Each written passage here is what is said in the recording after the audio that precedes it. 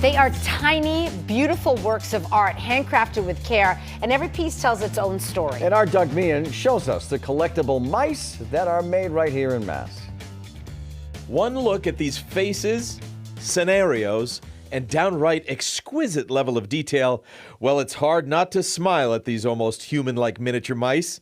And you can thank 100-year-old Annette Petersen for making you feel that way. This one right here is your favorite. I put her into a lot of different situations. See, here she's mother with a baby.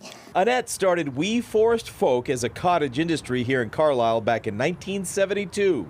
Back then, she recognized how important it was to create action and tell a story in a single inanimate object. You can't just put a piece of clay down and stick a face on it, and there it is. No, you'd be out of business. They have to be thinking or looking or telling you something.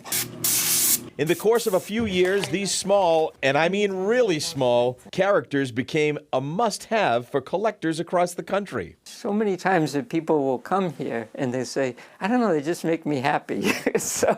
And she captured something.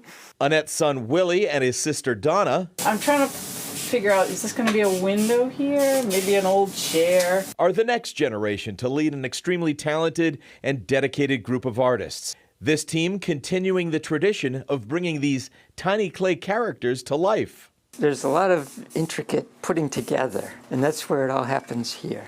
Some 800 mice a week are made in this cozy space along Bedford Road, each one molded, painted, and with a steady hand, meticulously adorned with all types of accessories. Take, for example, this nearly microscopic string of Christmas lights, or an umbrella the size of a large raindrop.